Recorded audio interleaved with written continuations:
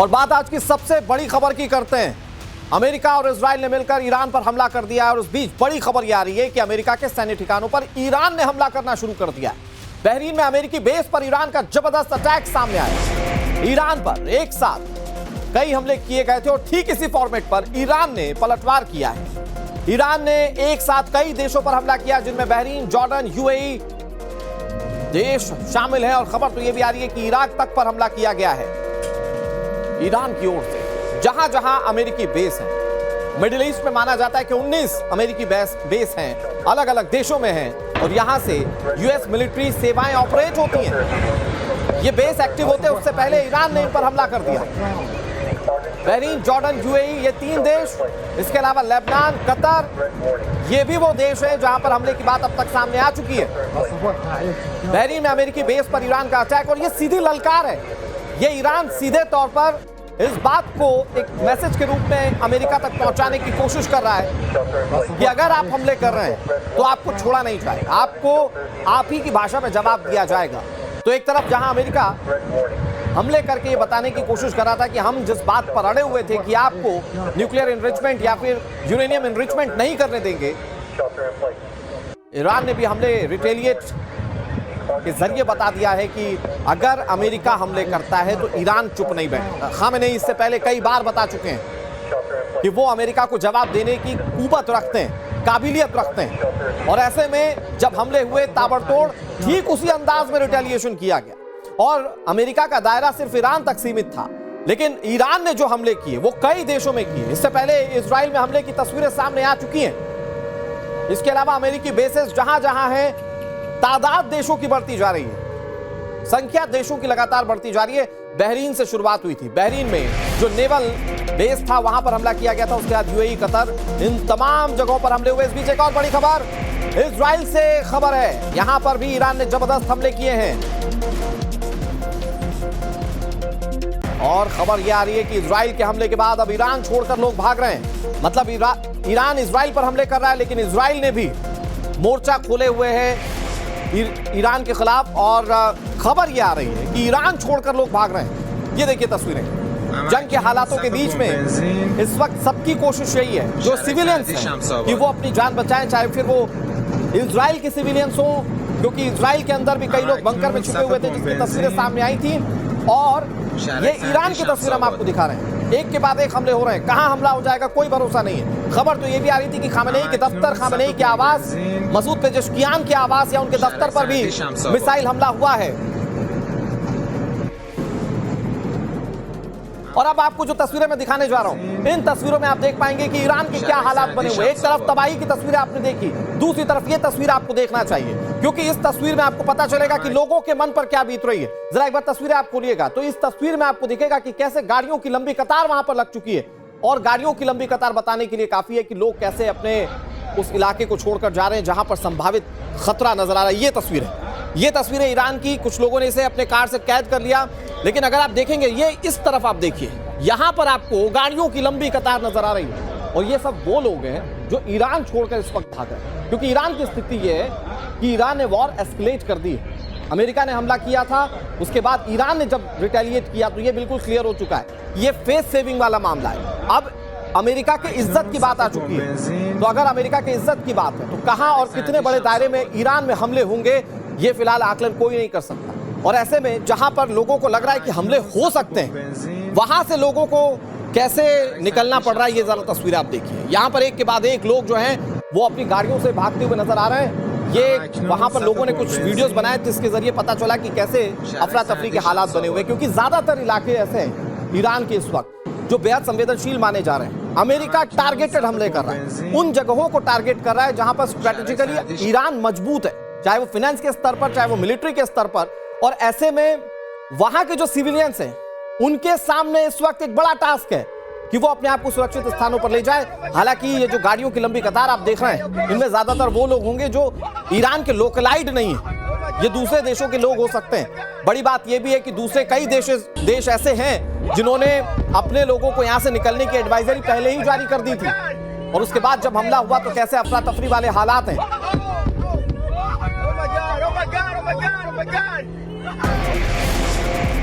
इस बीच एक और बड़ी खबर आपको बता दें, बहरीन में यूएस बेस पर ईरान के हमले का सबसे ताजा वीडियो हम आपको दिखाने जा रहे हैं। ये देखिए, ये बहरीन की तस्वीर है। सबसे पहला देश जहां पर अमेरिकी बेस था और वहां पर ईरान ने हमला किया वो बहरीन है। देखिए जरा धमाका कितना जोरदार।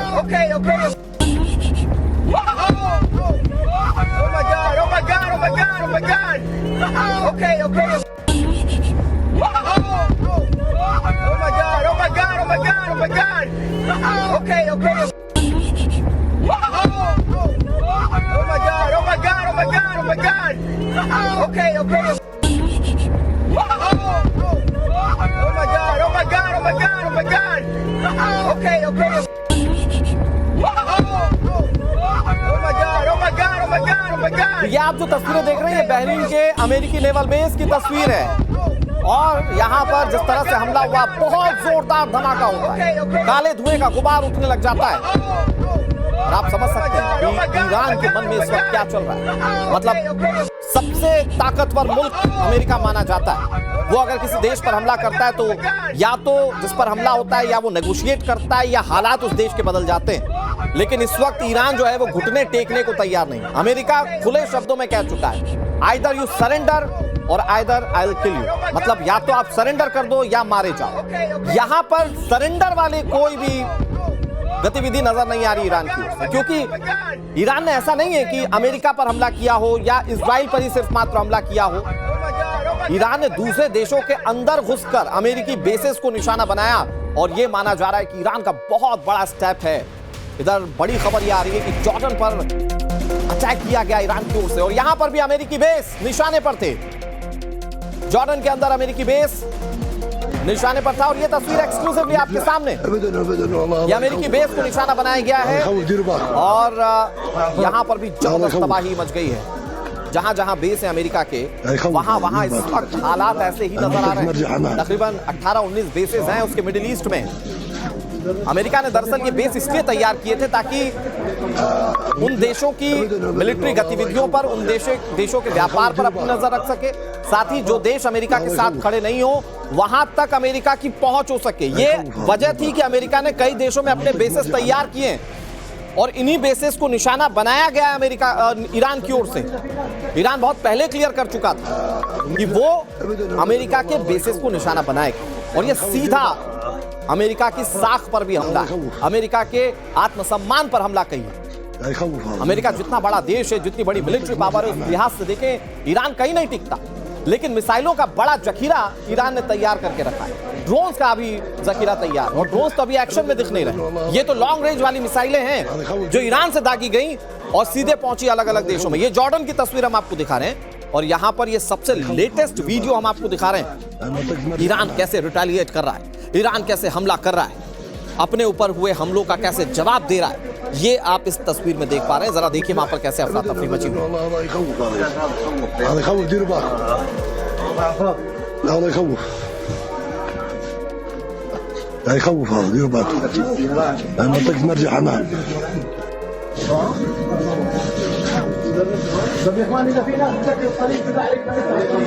المفلح ابدا ابدا والله هذا يخوف، هذا يخوف، ديروا بالكم، لا هذا يخوف،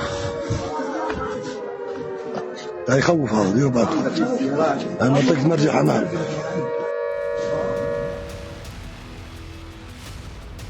अमेरिका और इजराइल के हमले में ईरान में जितना हमला करने के बाद नुकसान हुआ, उससे ज्यादा बड़ी कहानी यह है कि रिटेलिएट करना ईरान ने शुरू कर दिया है। मतलब कितने लोगों ने सोचा था कि ईरान रिटेलिएट करेगा, लेकिन ईरान रिटेलिएट कर रहा है और कहां कहां रिटेलिएट हो रहा है मैं आपको बताता हूं। बहरीन में अमेरिकी नौसेना के 5वें बेड़े मुख्यालय पर हमला किया गया और यहीं से दूसरे देशों में जो अमेरिकी बेस थे उसको निशाना बनाने की शुरुआत हुई थी।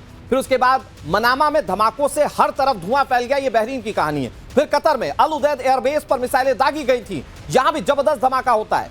कतर का मिसाइल इंटरसेप्ट करने का दावा भी सामने आ रहा है कि भाई जो ईरान ने मिसाइलें दागी थी उसे हमने इंटरसेप्ट किया है। कुवैत में भी अल सलेम एयरबेस के पास कई धमाके सुने गए हैं। कितना नुकसान हुआ वो बात की बात है, लेकिन धमाके होना और यहां तक मिसाइलें पहुंच जाना ये ईरान के लिए कामयाबी के रूप में है, क्योंकि वो सीधे अमेरिका से लोहा ले रहा है। और अगर वो अमेरिका से लोहा ले रहा है, अंजाम जाहिर बात है कि उसने आकलन किया होगा कि क्या उसका अंजाम हो सकता है। अल धफरा एयरबेस को भी ईरान ने निशाना बनाया, ये यूएई की कहानी है। इसके अलावा कई और देश हैं, वहां पर ईरान की मिसाइलें पहुंची। यूएई के अबू धाबी में भी मिसाइल हमले की जानकारी है। सऊदी अरब में रियाद में तेज धमाकों की आवाज सुनी गई। अमेरिकी सेना की मौजूदगी वाले बेस पर इराक में हमला हुआ है। इशदाद में कहा जा रहा है कि इराक में हमला हुआ है, और वैसे तो ईरान और इराक के बीच की अदावत किसी से छिपी नहीं है। तो ऐसे में ना सिर्फ अमेरिका और इजराइल से दुश्मनी मोल ले रहा है ईरान इस वक्त, बल्कि उसकी दुश्मनी इन देशों से भी बढ़ जा रही है जिन देशों में हमले उसने किए हैं अंदर घुसकर। हमारे साथ दो बेहद खास मेहमान जुड़ गए हैं, उनका तारुफ आपसे करा दें। राजेश पाढ़ी हमारे साथ जुड़ गए हैं, मेजर जनरल बतौर डिफेंस एक्सपर्ट, और कर्नल शैलेंद्र सिंह हमारे साथ जुड़ गए बतौर डिफेंस एक्सपर्ट। आप दोनों का सर बहुत बहुत स्वागत। शैलेंद्र सर, शुरुआत आप ही से करता हूं। भाई, ईरान ने यह बता दिया कि वो चुप नहीं बैठेगा। वो कहता था कि मैं अमेरिका को जवाब दूंगा, तो वो जवाब दे रहा है, भले उसका अंजाम अब चाहे जो भी हो। जय हिंद, नमस्कार अनुराग। सबसे बड़ी बात आपने जो कही है, and I am very happy with that, कि आपका असेसमेंट के साथ मैं भी मिलता हूं। ये जरूरी नहीं एज अ ईरानियन कि मैं ये लड़ाई जीतूं या हारूं, लेकिन ये बहुत जरूरी है कि अगर मैंने कहा है कि यूएस मैं स्ट्राइक करूंगा, तो मैं स्ट्राइक कर रहा हूं। आप ढूंढ रहे थे अभी कि कहां यूएस के किस किस कंट्री में अटैक हुआ है। कहीं पर भी अगर अटैक हुआ है और यूएस के खिलाफ हुआ है, ये अपने आप में ईरान का एक जवाब है। मैं कोई ईरान का फैन नहीं हूं, मैं आपको बड़े से बता दूं, लेकिन ईरान को एज अ कंट्री मैं अप्रिशिएट करता हूं कि वो सरेंडर नहीं करेगा, घुटनों पर नहीं आएगा, और अपनी टर्म्स पर। तो अगर सर सरेंडर नहीं कर रहा ईरान, तो क्या होने जा रहा है? अमेरिका कह रहा है आइदर सरेंडर और हम मार देंगे। ये अमेरिका को भी पता है कि there is no surrender involved in it, क्योंकि दुनिया में आज तक अमेरिका के सामने सरेंडर किसने किया? अफगानिस्तान ने सरेंडर किया, म्यांमार ने सरेंडर किया, इराक ने सरेंडर किया। आप हर जगह कुछ भी कर ले, वो एक अलग बात है। ज्यादा बड़ी बात यह है कि अब ये जाएगा कहां। आपने देखा है कि सुबेरे पिन पॉइंट स्ट्राइक करी गई, जो कि क्रूज मिसाइल से करी गई, जिसको बोलते हैं हम ना कि एक्यूरेट मिसाइल्स, जो पकड़ी ना जा सके रडार में। उसका जवाब बैलिस्टिक मिसाइल से दिया गया ईरान के द्वारा। बैलिस्टिक मिसाइल और उसमें सिर्फ फर्क एक मोटे लेमन तौर पर देखा जाए तो वो वाली मिसाइल है कि जो एक बार आपने छोड़ दी, वो कहीं ना कहीं जाकर लगेंगी देश में जाकर। उसका वो पिन पॉइंट वाला मामला नहीं है, क्योंकि और उसको इंटरसेप्ट करना ज्यादा आसान भी पड़ता है। लेकिन ईरान के पास चॉइस नहीं है। ईरान से कोई भी मिसाइल अगर इजराइल तक जानी है, तो यही एक अकेली मिसाइल है जो 12 मिनट से कम में जाती है। ठीक है सर, बाकी सारी चीजें इनकी ज्यादा में जाती है। मैं शैलेंद्र सर फिर आ रहा हूं आपके पास। राजेश पाढ़ी सर, तो क्या अंजाम खामेनेई का खात्मा होगा या फिर ईरान में तख्ता पलट होगा? क्या लग रहा है आपको अभी के वॉर जैसे हालातों को देखकर? आपको सभी दर्शकों को जय हिंद। तो पहला बात हमें ये देखना पड़ेगा कि अमेरिका का जो इंटेंशन है कि यहाँ पे तख्ता पलटने के लिए, लेकिन अगर हम अब जून का जो 12 दिन की लड़ाई हुई थी और अभी जो लड़ाई में जो टैक्टिकल एक्सपेक्ट में अगर देखोगे, ईरान ने भी अपना टैक्टिक्स बदल दिया है। पिछला लड़ाई में वो direct without physical contact Israel और ईरान का ऊपर में अपना जो भी कुछ मिसाइल अटैक होती रहती थी। अभी उन्होंने, ईरान ने क्या किया कि भाई, क्योंकि अमेरिका ने ही शुरू किया है और अमेरिका और इजराइल दोनों मिलकर लड़ाई लड़ रहे हैं, तो उसको सारा जितना भी बेस है मिडिल ईस्ट में, सभी बेस में उन्होंने अटैक करना शुरू कर दिया है। तो उससे क्या होगा कि पहले अमेरिका को अपना जो बेस को प्रोटेक्शन के लिए तो कदम उठाना पड़ेगा, प्लस वो जो कंट्रीज है वो सारा कंट्रीज के लिए, और पर्टिकुलर ये जो महीना है बड़ा सेंसिटिव महीना है मिडिल ईस्ट में, मोस्टली इस्लामिक नेशंस है, और वो लोग नहीं चाहेंगे कि भाई रमजान का महीना में वहाँ पे इस टाइप की माहौल रहे, ताकि उनकी जो धार्मिक भावना में भी ये रहे, तो उधर से भी प्रेशर पड़ेगा अमेरिका का ऊपर भी। और जहां तक आप देख रहे हैं ईरान काफी बड़ा देश है, और ईरान का अंदर में अभी जो आप दिखाई दिया, तो ठीक है, जो लोग जा रहे हैं नेचुरली सिविलियंस को उनको सेफ्टी एरिया में जाने के लिए हुक्म दिया गया है जी। अपना इजराइल गवर्नमेंट ने भी दिया है, विदेशी भी नागरिकों को दिया गया है। अगर आप तेहरान की भी बात करेंगे, तेहरान में जो मेट्रो लाइन्स है वो काफी डीप में है, तो पूरा एंटायर तेहरान में उनको सेफ्टी के लिए लोकल लोगों के लिए काफी जगह है जी। और जब तक वो तख्ता पलट और फतेह हासिल करना और सरेंडर करना तभी होती है जब ग्राउंड फोर्सेस आके पूरा तेहरान में अपना झंडा लहराएं। और वो अभी दिखाई नहीं दे रहा है, उसमें काफी वक्त लगेगी। मतलब अभी ये जो एयर स्ट्राइक से मिसाइल का रोल है वो दिखाई देगा। लेकिन एक चीज जिस पर मैं कर्नल शैलेंद्र बात करना चाहता हूं, जिस पर बात अभी बहुत कम हो रही है, कि जब हम इस बात की आशंकाओं का जिक्र करते थे कि जंग हो जाएगी ईरान और अमेरिका के बीच में, तो हॉर्मुज ऑफ स्ट्रेट का एक बहुत बड़ा रोल माना जाता था। अभी तक जाहिर बात है कि ईरान तो अपने ऊपर हमलों के बाद यह सोच रहा था कि मैं कैसे जवाब दूं, लेकिन एक वक्त आएगा कि वो स्ट्रेटेजिकली सोचेगा कि वो क्या कर सकता है। क्या हॉर्मुज ऑफ स्ट्रेट को लेकर जो धमकी दी थी वो एग्जीक्यूशन सोच रहा है ईरान इस वक्त? अनुराग जी, अगर आपको याद हो, हम दोनों ने ये वाला डिस्कशन किया था जब मैंने आपको एक नया नाम दिया था कि मिसाइल के नाम पर ईरान के पास एक सबसे बड़ी स्ट्रेटेजिक मिसाइल है, हाँ। जो न्यूक्लियर से भी बड़ी है, मैं तो कहता हूं, and that is called as strait of Hormuz missile. ये वो मिसाइल है कि जिसके ऊपर जिस दिन ईरान चल पड़ा, वो आप समझेंगे कि पूरी की पूरी दुनिया एक तरीके से आपके साथ पार्ट लेने लगेगी कि इस लड़ाई को रोको। और इसका जीता जागता उदाहरण है, अभी स्ट्रेट ऑफ हॉर्मुज में ईरान ने एक छोटी सी एक्सरसाइज करी थी, 3 दिन की एक्सरसाइज थी। 3 दिन की एक्सरसाइज में उस हॉर्मुज को बंद करने के चक्कर में $8 पर बैरल प्राइस बढ़ गई। अब आप सोच सकते हैं कि ये मिसाइल कितनी तगड़ी मिसाइल है। मैं नहीं समझता कि वो जीत जाएगा, ईरान जीत नहीं पाए, लेकिन वो जिस तरीके का नुकसान दिखा सकता है, करा सकता है, ये जरूर मानना पड़ेगा कि तो यूएस अमेरिकी स्ट्रेटेजी क्या होगी सर? क्योंकि ईरान ने कहा मैं अमेरिकी बेस को टारगेट करूंगा, वो कर रहा है। अगर उसने कहा है मैं स्ट्रेट ऑफ हॉर्मुज ब्लॉक कर सकता हूं, वो कर सकता है आगे। अमेरिकी स्ट्रेटेजी क्या होगी इसको लेकर? क्योंकि उसका असर ग्लोबल होगा, उसका असर एशिया तक भी होगा, भारत पर भी होगा और तमाम दूसरे देशों पर भी होगा। अमेरिकी स्ट्रेटेजी बड़ी सिंपल एंड स्ट्रेट होगी, क्योंकि उसको एक और एक्सक्यूज मिल जाएगा कि किसी भी तरह का हॉर्मुज के साथ अगर कोई भी एडवेंचर ईरान करता है, वो यूएस को एक लेजिटिमेट मॉरल अथॉरिटी देगा एक फुल फ्लेजेड अटैक की। क्योंकि फुल फ्लेजेड अटैक में अगर यूएस के पास कोई कमजोरी है तो वो है बूट्स ऑन ग्राउंड, जो वो ना कर पा रहा है, ना ही करना चाहता है, उसकी इच्छा शक्ति भी नहीं है। क्योंकि वो चाह रहा है एक तरफ कि वो खमेनी का तख्ता पलट हो जाए, रेजिम चेंज हो जाए। मुझे नहीं लगता कि रेजिम चेंज इस पर्टिकुलर पॉइंट पर यूएस को फायदा करेगी। और उसका चश्मदीद गवाह ये बात होगी, जो सबसे बड़ी बात है, कि जब आपने न्यूक्लियर पर स्ट्राइक किया था, वो जो 12 दिन की लड़ाई, उसमें पूरा का पूरा ईरान खमेनी के पीछे खड़ा हो गया यूएस के खिलाफ।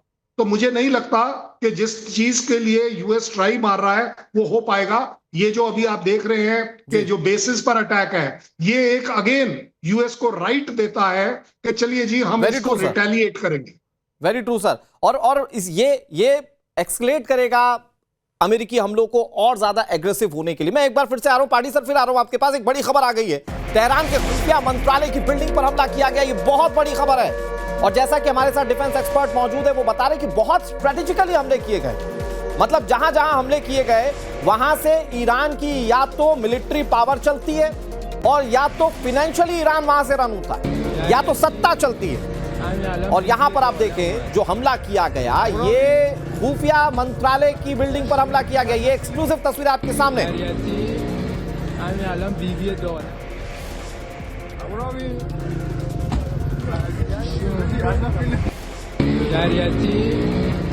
الان بیبی داله اومد.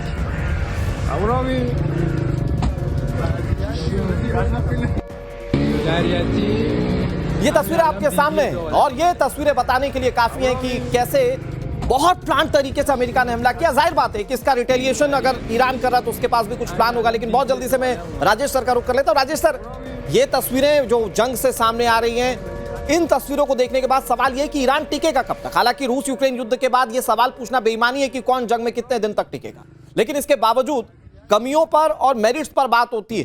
तो मेरिट्स ईरान की यह है कि उसके पास मिसाइलों का बड़ा जखीरा है, ड्रोन्स अथाह है उसके पास, लेकिन नुकसान यह कि उसके पास फाइटर प्लेन्स उतने नहीं है, या वो अमेरिका जितना उतना मजबूत नहीं है। ये कितना लंबा चलता हुआ आप देख रहे हैं? देखिए, इसमें कोई डाउट नहीं है कि अमेरिका का जो टेक्नोलॉजिकल सुपीरियरिटी तो है। और आपने अभी भी कहा कि जो ईरान है उसकी जो एयरफोर्स है वो नाम के मात्र है। बिल्कुल सर। बाकी तो उसी के वजह से ये जो टारगेटिंग कर रहा है तो पिन पॉइंटेड टारगेट तो होगा ही, तो उससे बिल्डिंग डैमेज होगी। लेकिन बिल्डिंग डैमेज होने से तो जीत नहीं होती है। जीत के लिए आपको आखिरकार पूरा जाके ग्राउंड में पहुंचना पड़ेगा। और दूसरा, तख्ता पलटने के लिए भी आपका पास में कोई आदमी होना चाहिए जो कि अमेरिका का साथ रहे और उसका भी कुछ क्रेडिबिलिटी रहे ईरान में। हाँ। तो मुझे पिछला जो मुझे 79 लगता है के सर, बाद पहलवी में फैमिली इस मामले में बहुत लंबे समय से एक्टिव भी रही है कि तख्ता पलट रहे। 1989 के बाद से वो फैमिली अलग हुई, खामनेई का शासन आया, कई पीढ़ियां आकर चली गई, लेकिन अब वो रजा पहलवी जो है वो काफी समय से एक्टिव और अमेरिका के साथ खुलकर खड़े हैं। तो उस फैक्टर पर क्या अमेरिका को फायदा हो सकता है? नहीं, वो खड़े हैं, लेकिन इनका जो ईरान में 79 के बाद में इनका जो कैडर बनी है, हाँ। जो इस्लामी कैडर जो बनी है उसमें से वो बड़ा मजबूत है। और उसमें थोड़ा सा कोई ग्रुप बनी है जरूर, लेकिन उनकी भी क्रेडिबिलिटी होनी चाहिए। तख्ता पलटना तभी पॉसिबल होती है कि जो जिसको आपका चेहरा सामने ला रहे हो, पब्लिक का कम से कम कुछ तो सपोर्ट उसमें बेस में हो। तो अभी तक तो ऐसे कोई खास सफलता नहीं मिली है अमेरिका को। कोशिश बहुत की है, बहुत खर्चा किए हैं, और उन्होंने उनका खुफिया एजेंसी भी जो भी उनका रूलिंग गवर्नमेंट है ईरान का, उसकी जो अपोजिशन वालों को काफी उन्होंने ऊपर में मेहनत किया है, लेकिन फिर भी वो थोड़ा कमजोर है। और दूसरी बात है कि जब तक मिलिटरीली उन्होंने फतेह हासिल नहीं करते हैं, पर्टिकुलरली तेहरान पे जो मेन टारगेट है, और बाकी तो कहने के लिए होती है, बट ईरान का जो रिटेलिएशन अभी हो रहा है उसमें क्या होता है कि जो ग्रुप स्प्लिंटर ग्रुप्स हैं जो गवर्नमेंट को सपोर्ट नहीं कर रहे हैं, वो थोड़ा सा पेट्रियोटिक हो जाते हैं।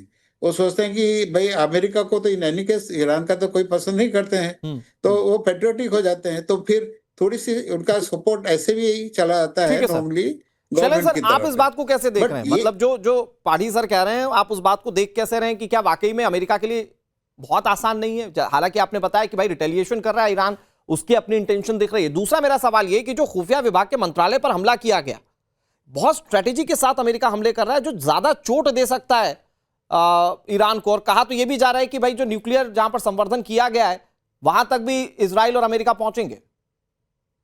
देखिए, अगर इस पूरी स्ट्राइक का पैटर्न अगर आप देखें जी, और इसको अगर आप एक ब्रॉडर एनालिसिस में लें, तो इस अटैक में जहां से शुरुआत करी गई है, there has been a cyber attack, एक मीडिया अटैक भी चल रहा है, एक इंफॉर्मेशन वॉरफेयर वाला अटैक भी चल रहा है, एक प्रोपोगंडा अटैक भी चल रहा है, और एक जो सबसे बड़ा अटैक है जिसको मैं बोल रहा हूं वो है डिसीजन पैरालिसिस अटैक। जब आप इंटेलिजेंस हेडक्वार्टर पर, खमेनी के घर पर और प्रेसिडेंट पैलेस के ऊपर अटैक करते हैं, तो उसका सीधा सीधा मतलब क्या है? एक तो आवाम के अंदर वो डर बैठता है कि हम कितने निशाने पर हैं।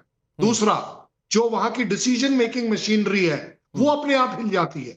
अगर उसका कोई सेकंड चैनल ना हो, वो इमीडिएटली बंकर में चली जाती है, वो अपने आप को बचाने पर आ जाती है। और इसी दौरान अगर जैसा कहा जा रहा है कि उनके एक दो टॉप लेवल के लोग मारे भी गए हैं, काफी सारे ऑफिसर्स मारे गए हैं, तो ये सब क्या है? मिला जुला कर एक डिसीजन पैरालिसिस लाने की कोशिश करी जा रही है। इससे किसी भी तरह का सत्ता परिवर्तन नहीं होगा जिसको हम ढूंढ रहे हैं। लेकिन सत्ता का सेंटर पॉइंट तो सर खामेनेई है, और कुछ रिपोर्ट्स ये आ रही है कि खामेनेई के घर तक मिसाइलें पहुंची हैं।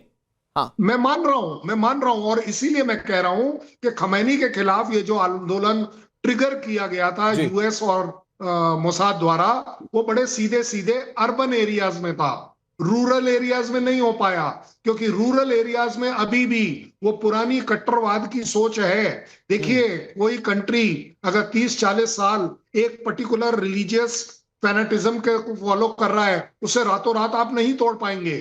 आप उसको जेनजी के साथ तोड़ लेंगे सर, लेकिन अब तो बात शैलेंद्र सर आइडियोलॉजी की रही नहीं गई है, या कौन किस विचारधारा पर चलकर किसको सपोर्ट कर रहा है। अब तो सारी लड़ाई मिलिट्री पावर की है। नहीं, मिलिट्री पावर के द्वारा आप फिर ये क्यों ढूंढ रहे हैं कि जिस तरह की इंफॉर्मेशन वॉरफेयर आप चला रहे हैं कि ये तो लोगों के लिए कर रहा हूं मैं। वो आपने यूएस प्रेसिडेंट का एड्रेस सुना ना कि this is for you that I am doing it. आपको अब जाकर ईरानियन अवाम की याद आई जब वहां हजारों लोग मारे गए। आपके कहने में आपने कहा था कि यस, अगर एक भी और मौत हुई तो ये कर दूंगा, वो कर दूंगा। आपने उस अवाम के लिए क्या किया?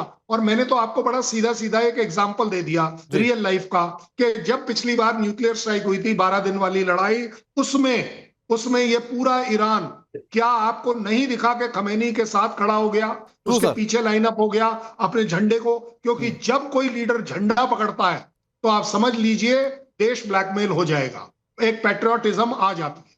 जी, और वो पैट्रियोटिज्म क्या अमेरिका को रोक पाएगा इन हमलों से या तख्ता पलट से? ये बड़ा सवाल है सर, बहुत बड़ी बात आपने कही। पार्टी सर मैं आपके पास आऊं, एक बड़ी खबर आ गई है, बहरीन में ईरानी मिसाइलों को रोका गया है, एयर डिफेंस सिस्टम से मिसाइलों को रोक दिया गया है। ये बड़ी खबर आपको बता रहे हैं। बहरीन का जिक्र इसलिए बार बार हो रहा है क्योंकि यहां पर अमेरिकी बेस ईरान के टारगेट पर, और जब ईरान ने वहां पर निशाना साधा, जब वहां पर नेवल बेस को निशाने पर रखा, जब वहां पर मिसाइलें गिरी तो हड़कंप मच गया। लेकिन ये भी कुछ तस्वीरें साझा की गई हैं जिसमें बताने की कोशिश की गई कि बहरीन के जो एयर डिफेंस सिस्टम थे वो एक्टिव थे और उन्होंने मिसाइलों को रोका। ये देखिए राजेश सर, बहुत जल्दी से अगर आप बताएं, क्योंकि बहरीन जैसे देश, कतर जैसे देश, जॉर्डन जैसे देश जहां पर ईरान ने मिसाइलें गिराई हैं, क्या ये सिर्फ अमेरिकी बेस तक ही सारा मामला सीमित रहेगा या ईरान इन देशों से भी अब दुश्मनी ले रहा है इस तरह के हमले करके? ईरान पहले ही बोल दिया था कि भाई अगले बार अगर अमेरिका हमारा ऊपर में अटैक करेगा तो हम अमेरिका जो बेस पे अटैक करेंगे, इसका ये ओपन डिक्लेरेशन था जी। और जितना भी अमेरिकन बेस है सभी बेस में उनका जो एयर डिफेंस सिस्टम तो एक्टिव रहता ही है। तो ये कभी भी वो नहीं चाहेगा कि भाई पूरा उसको लेके सिविलियन पॉपुलेशन तक ले ले या उनका गवर्नमेंट तक कर ले ले। इसका जो हमेशा टारगेट वही रहेगी कि अमेरिकन बेस पे ही फोकस रहेगा, उसी में डैमेज करने के लिए कोशिश करेगा।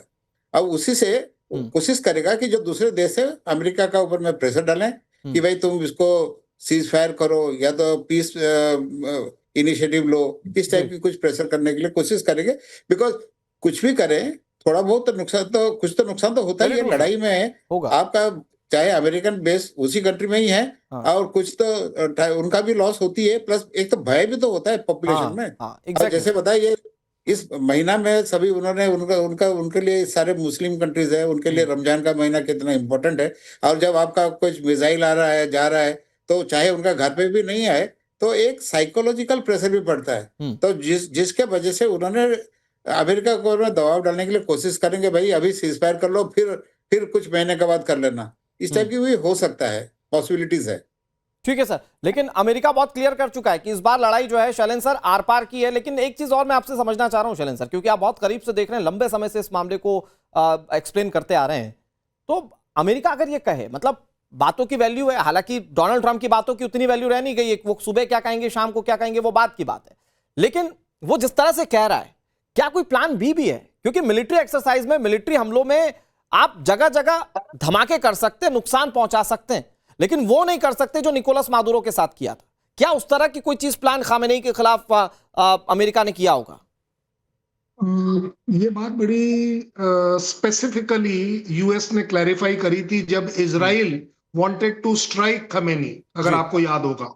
वहां तब यूएस का रिस्ट्रिक्शन था कि खमेनी को मारना नहीं है अटैक द्वारा, ये ऐसा ओपन डिक्लेरेशन था।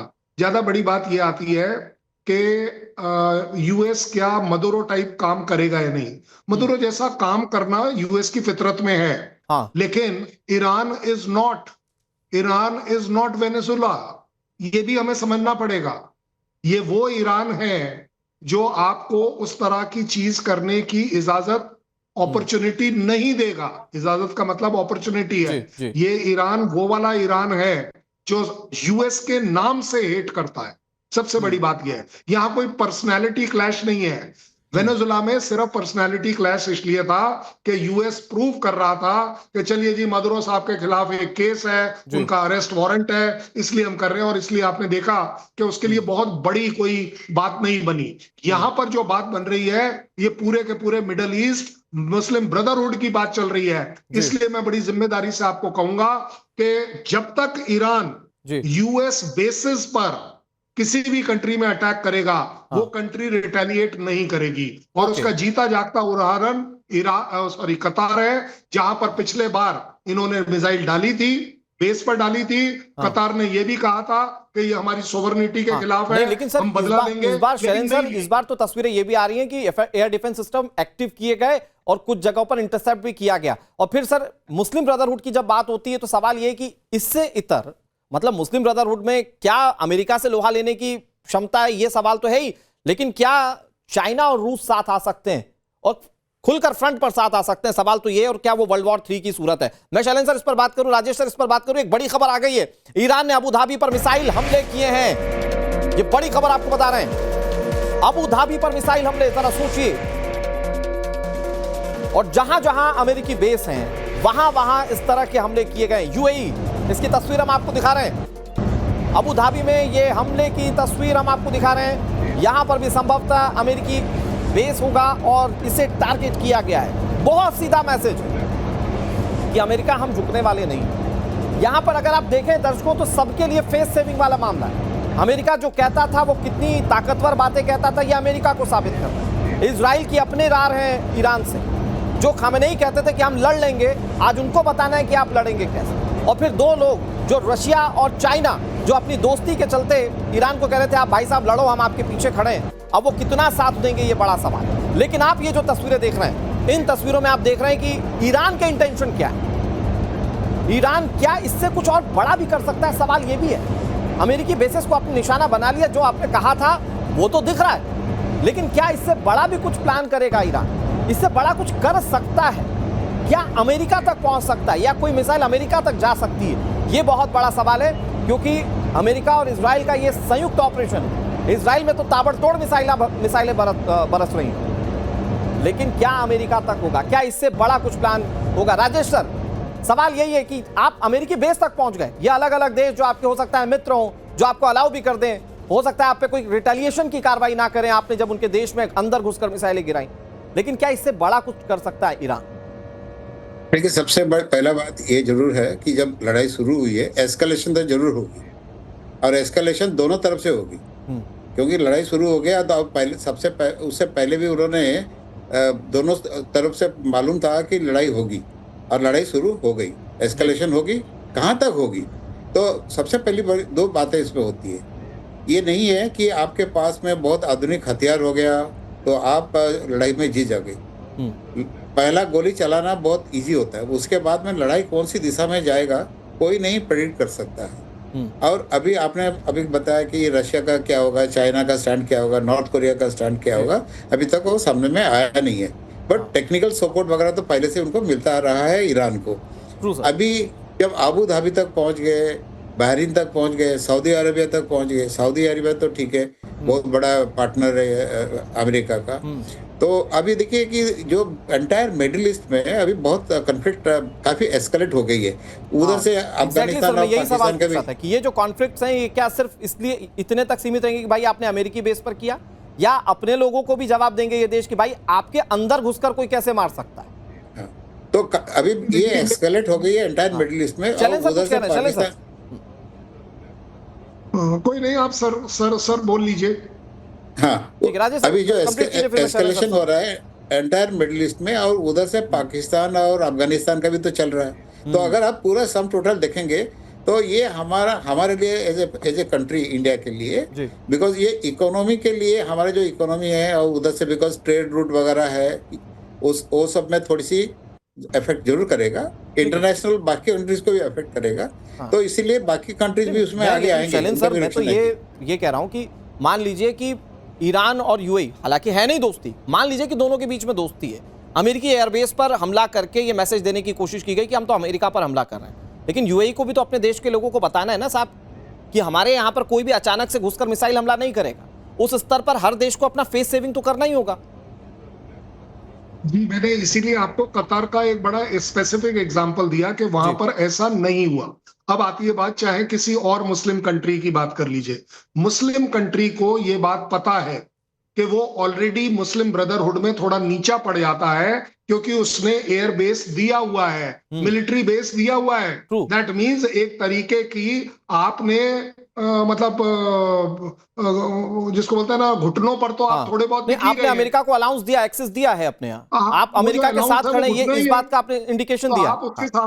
आप उसके सामने थोड़े झुके हुए नजर आते हैं, इसमें कोई शक नहीं है। लेकिन ज्यादा बड़ी बात यह होगी कि ईरान भी इस चीज को इंश्योर करेगा कि वो उस कंट्री के सिविल टारगेट्स के ऊपर किसी भी तरह की मिसाइल ना डाले, क्योंकि उसे मालूम है अगर वो ऐसा करता है तो यस, जो आप बता रहे हैं, कंप्लीट मुस्लिम ब्रदरहुड टूट जाता है। लेकिन मैं आपको फिर भी जिम्मेदारी से एक बात बता रहा हूं कि मुस्लिम ब्रदरहुड की सबसे बड़ी कमजोरी ये रही है कि ले देकर जब एंड लाइन आती है जी। तो वो ले देकर बोलते हैं कि हमें पाकिस्तान की मदद कर ही देनी चाहिए, सो व्हाट अगर वो टेररिज्म में लिप्त है। हाँ। इसी तरह ईरान की बात आती है, किसको नहीं मालूम हूती किसने क्रिएट किया, हिजबुल्लाह को वेपन किसने दिए, हमास को पैसे किसने दिए, सारा काम ईरान ने किया, पूरी दुनिया को पता है। लेकिन फिर भी ईरान अपने आप को मुस्लिम का लेकिन सर मुस्लिम ब्रदरहुड की बात हो रही है तो सहयोगियों की बात जरूर होगी।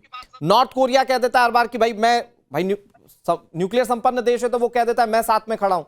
रूस और चाइना जैसे देश लगातार ईरान की मदद कर रहे थे, लॉजिस्टिक के रूप में मदद कर रहे थे। लेकिन राजेश सर क्या यह संभव है कि वो लोग फ्रंट पर आकर वॉर लड़े ईरान के लिए?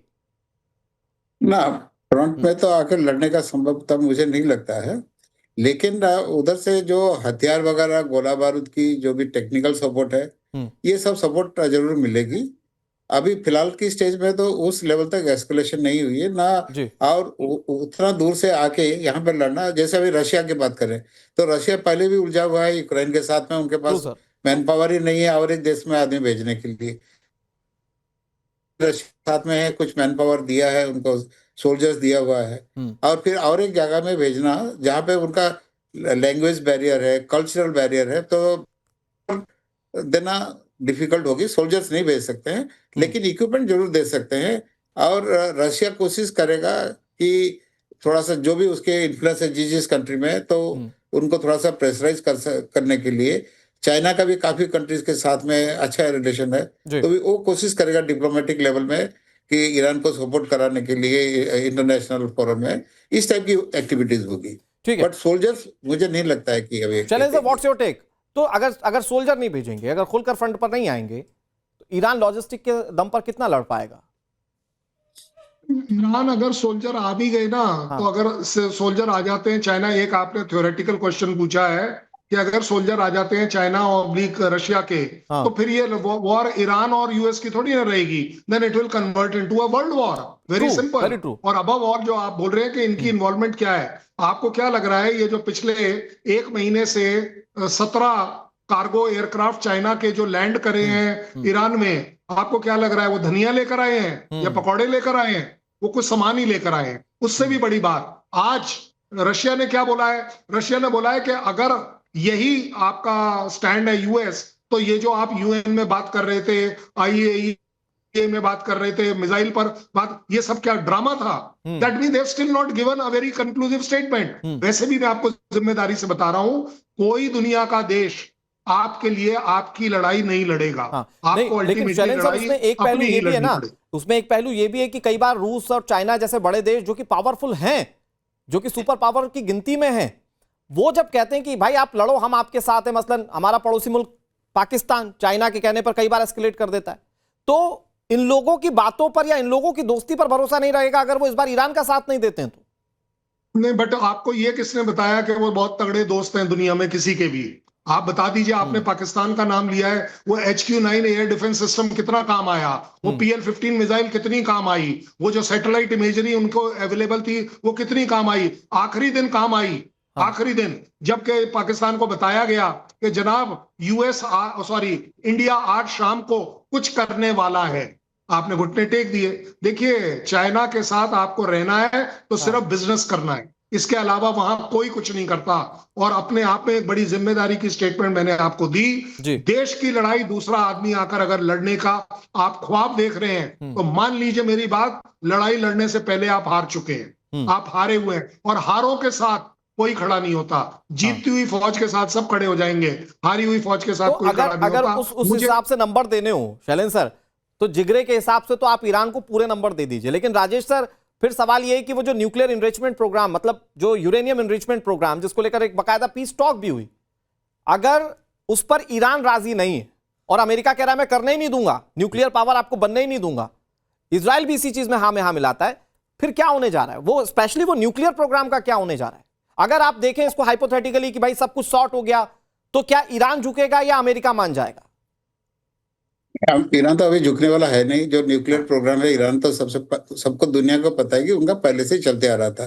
पिछला लड़ाई में भी अमेरिका ने कोशिश किया था कि जो इनका न्यूक्लियर रिएक्टर वगैरह है जहां जहां है उसको अटैक करने के लिए, लेकिन वो पूरा डिस्ट्रॉय नहीं कर सकता है, बिकॉज उतना आसान चीजें नहीं है। अभी बात जहां तक आती है आपकी अमेरिका का स्टेटमेंट, वो तो बोलते रहते हैं, उनका ये नैरेटिव्स है, और उनका जो नैरेटिव्स है वो कभी भी 100% ट्रू नहीं होता है। हमने देख लिया, इराक में भी इसी टाइप की इन्होंने नैरेटिव्स चलाया। और ईरान का एक बड़ा शक्ति है, मैं वो कहना चाहता हूँ कि ईरान की जो सोल्जर्स हैं वो पहले कई लड़ाई लड़ चुके हैं, इराक के साथ भी लड़ चुके हैं, और काफी उन्होंने बैटल हार्डन है। जबकि अमेरिका का सबसे बड़ा कमजोरी टेक्निकल स्ट्रेंथ तो है, लेकिन उनका जो ग्राउंड में जब आते हैं तो ग्राउंड में बॉडी, जो डेड बॉडीज को उठाना उनका सोल्जर्स के लिए बहुत खतरनाक हो जाता है, इन द सेंस कि उनका देश में रिपरकशन होता है गवर्नमेंट के अगेंस्ट में। तो इसलिए वो विदाउट फिजिकल कांटेक्ट में सारा कोशिश करेंगे। विदाउट फिजिकल कांटेक्ट में ना आपका न्यूक्लियर रिएक्टर्स उनका बंद कर सकते हो, ना तख्ता पलट सकते हो। बट जब एस्केलेट हो जाएगी और अगर ग्राउंड में फोर्सेस होंगे तो उस समय में हम उसको एसेस कर सकते हैं कि भाई अमेरिका का जो मंसूबा है वो कितना सक्सेसफुल होगी। तो अगर ये सारे सिनेरियोज हैं कि भाई ग्राउंड टच किए बिना आप ईरान में वो नहीं कर सकते जो चाहते हैं, शैलेंद्र सर का अगर फ्रेम आ रहा है, शैलेंद्र सर, तो फिर अमेरिका ने क्या सोचा होगा कि डरा धमका कर मनवा लें, जैसा कि पहले वो हर देश के साथ करता आया है, या फिर इस बार वो भी मूड में है कि हो जाए इस बार तो आर पार की लड़ाई देख लेंगे जो हो जाएगा? नहीं, अमेरिका आर पार की लड़ाई कभी नहीं लड़ना चाहता। हाँ, मैं आपको बड़ी जिम्मेदारी से बोल रहा हूं। वो जनरल साहब ने ठीक बोला है, उनकी कंट्री को बॉडी बैग्स मंजूर ही नहीं है, वो 0 बॉडी बैग्स के ऊपर काम कर रहे हैं। इसीलिए आप देख रहे हैं कि इतने दिन से ये लड़ाई रुकी हुई इसीलिए थी सिर्फ कि जी क्या बूट्स ऑन ग्राउंड आप डाल पाएंगे या नहीं डाल पाएंगे। यूएस की आवाम को ये बिल्कुल मंजूर नहीं है।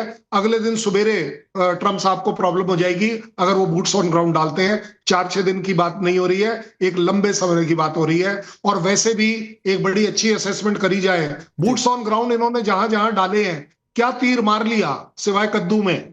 क्या ये एक छोटी सी कंट्री म्यांमार के खिलाफ जीत पाए? क्या ये अफगानिस्तान में जीत पाए? आप मुझे बताइए, क्या वो भगा दिया था? मतलब तालिबान टेक्निकली क्या वो इराक में भी जीत पाए? इराक में भी क्या जीत पाए?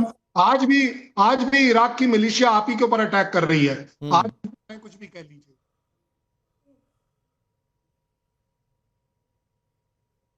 सर, शैलेंद्र सर, कुछ डिस्टर्बेंस है? आप राकेश सर, आप राजेश सर, आप कुछ कह रहे थे?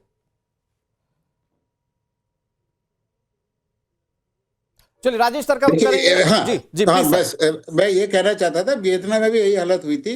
और अभी आप देख लीजिए इजराइल और गाजा में क्या हुआ, इतना सारा बिल्डिंग डिस्ट्रॉय हो गया, कितने लोग मर गए, लेकिन लड़ाई का तो अभी तक नतीजा तो फाइनल नहीं हुआ ना। तो अभी ठीक है, उन्होंने उनका पास मिसाइल्स अच्छी क्वालिटी की है, अच्छा एक्यूरेसी की है, तो बहुत सारे बिल्डिंग ध्वस्त कर लेंगे। लेकिन उससे तो वो बहुत ज्यादा हासिल नहीं होगी। कुछ सिविलियन पॉपुलेशन की कैजुअलिटी हो जाएगी, कुछ बिल्डिंग ये हो जाएगी, कुछ उनकी मिलिट्री टारगेट्स को ध्वस्त कर लेंगे ईरान में। लेकिन फिजिकली अमेरिका नहीं आ सकता है। और आज जहां तक गया है, आज तक इतिहास में वो कहीं पे भी सक्सेसफुल नहीं रहे हैं। चाहे आप कोरिया वार देख लीजिए, चाहे वियतनाम वार देख लीजिए, अफगानिस्तान देख लीजिए, इराक देख लीजिए, इराक अभी भी वही हालत में है। तो ये नहीं लगता है कि जो फिजिकली अमेरिका घुस सकता है और उनका जो पॉलिटिकल ऑब्जेक्टिव्स को पूरा कर सकते हैं। हाँ, मिलिट्री ऑब्जेक्टिव्स पूरा कर सकते हैं, बिकॉज उन्होंने मिलिट्री ऑब्जेक्टिव्स में क्या होता है, वायलेंस क्रिएट करना होता, यही होता है मिलिट्री में। अब मिलिट्री में तो आपका पॉलिटिकल ऑब्जेक्टिव पूरी नहीं होगी, तो जितना डिस्ट्रॉय करना है वो कर सकते हैं, काफी डिस्ट्रॉय कर सकते हैं। और उनका न्यूक्लियर जो कहता है ईरान का, उसमें भी काफी नुकसान कर सकते हैं। लेकिन जो पॉलिटिकल ऑब्जेक्टिव के लिए उनको स्ट्रेटेजी चेंज करना पड़ेगा। लेकिन अगर स्ट्रेटेजी की बात हो रही है कर्नल शैलेंद्र, तो शैलेंद्र सर, फिर यूएसएस जेराल्ड या फिर अब्राहम लिंकन, इन लोगों की तैनाती या उस तरफ बढ़ते हुए इन लोगों का, तो ये तो बताता है कि एक स्ट्रेटेजी के साथ अमेरिका ने चौतरफा घेराबंदी कर रखी है और शायद उस स्तर पर अभी हमले एस्केलेट होना बाकी। सर, मैं इस पर बात करूं, एक बड़ी खबर आ गई है, एयर इंडिया एक्सप्रेस ने गल्फ के लिए सभी फ्लाइट्स अस्थायी रूप से रद्द कर दी हैं। ये बड़ी खबर आपको बता रहे हैं, गल्फ के लिए सभी फ्लाइट्स को अस्थायी रूप से रद्द किया गया है। नागरिकों की सुरक्षा के लिए ये बड़ा कदम है।